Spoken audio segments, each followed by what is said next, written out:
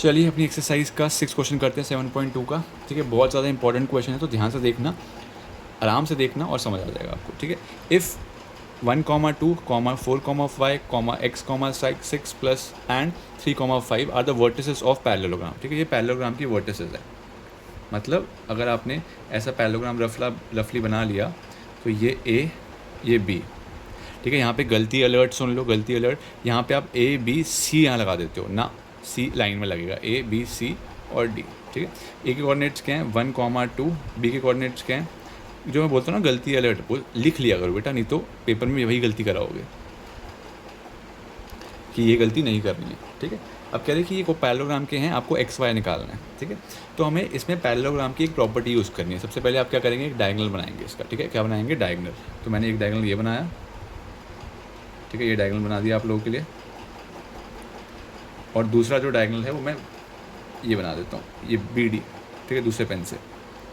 अब आपको ये बात पता होनी चाहिए पहले से, कि नहीं पता तो याद रखना कि पैरेललोग्राम की जो डायगोनल्स होते हैं वो बाइसेक्ट करते हैं एक दूसरे को। मतलब कि ये जो ये अगर मैं इसको ओ नाम दूँ तो ये ए ओ जो पोर्शन है ए ओ और जो सी ओ पोर्शन है वो इक्वल होता है, याद रखना। ठीक है, बाइसेक्ट करते हैं।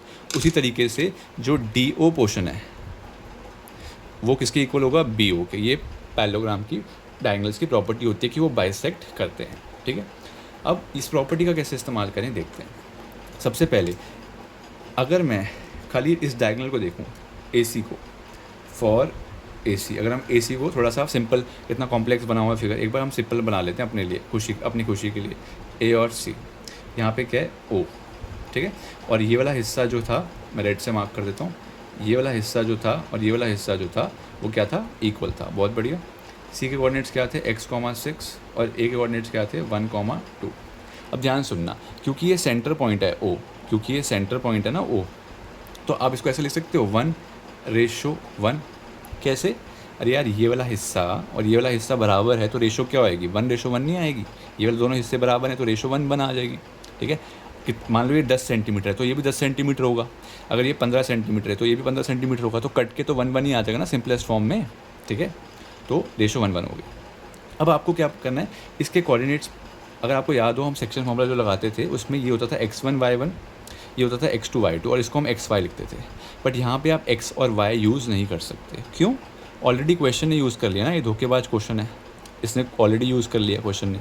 तो अब आप क्या करोगे, कोई भी नया वेरिएबल इस्तेमाल करोगे। मैं इस्तेमाल कर रहा हूँ एक्स डैश और वाई डैश, मतलब ये जो पॉइंट्स हैं उसको हम एक्स वाई की जगह क्या बोल रहे हैं, एक्स डैश वाई डैश। अच्छा, अब एक और नई बात सुन रहे हैं यहाँ पे, पहले फॉर्मूला लगा रहा हूँ, x dash equals to x2 m1 plus x1 m2 upon में m1 प्लस m2। यहाँ पे फॉर्मूले में x होता है पता है आपको, बट हमने इस क्वेश्चन में क्या लगाया, x डैश। इतनी बात क्लियर है। दूसरी बात ध्यान सुनना, ये जो ओ पॉइंट है वो मिड पॉइंट है ना, मिड पॉइंट हो गया, बीच का पॉइंट हो गया। क्यों, क्योंकि ये वाला हिस्सा और ये वाला हिस्सा बराबर है, तो दैट्स वाई ये मिड पॉइंट है, मिड का पॉइंट है। तो याद रखना, जब फॉर मिड पॉइंट, जब भी मिड पॉइंट होता है, आप इतना बड़ा फॉर्मूला नहीं लगाओगे बार बार अब। ठीक है, आप जब ये वाला फॉर्मूला नहीं लगाओगे मिड पॉइंट, क्यों बेटा, हमारे पास छोटा वर्जन है इसका, x dash is equals to, ध्यान सुनना, मिड पॉइंट है मतलब कि रेशियो 1 और 1 है, m1 भी 1 है, m2 भी 1 है, तो क्या बचा x2 प्लस x1, और यहाँ पे 1 डालोगे, यहाँ 1 डालोगे तो कितना आएगा 2। फिर रिपीट कर रहा हूँ, m1 भी 1 है तो 1 से मल्टीप्लाई करोगे तो x2 ही बचेगा, m2 भी 1 है क्योंकि मिड पॉइंट है, दैट्स वाई यहाँ पे भी x1 बचेगा, और 1 + 1 कितना होता है 2। तो याद रखना, जब भी मिड पॉइंट होगा तो आप डायरेक्टली क्या कर सकते हो, दोनों पॉइंट्स को सम करके डिवाइड बाय 2 कर दो, मिड पॉइंट वाला फॉर्मूला आ जाएगा। ठीक है, तो हम यही लगाएंगे इसमें ताकि जल्दी से हो जाए। तो अगर मैं एक्स डैश की वैल्यू निकालने जाऊँगा इस लॉजिक से तो क्या होएगी, 1 + x डिवाइड बाय 2। ठीक है, क्या ये फर्दर सॉल्व हो सकती है, नहीं हो सकती।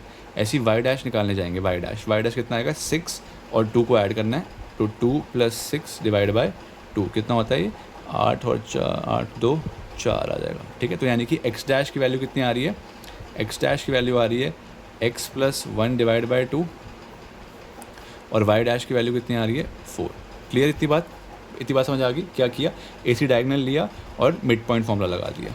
ठीक है, अब आप क्या कर सकते हो, अब आप बी डी डायगोनल ले लो बेटा, बी डी। ठीक है, बी डी डायगोनल समझ आ जाएगा, एक बार ध्यान से देखते रहो बस।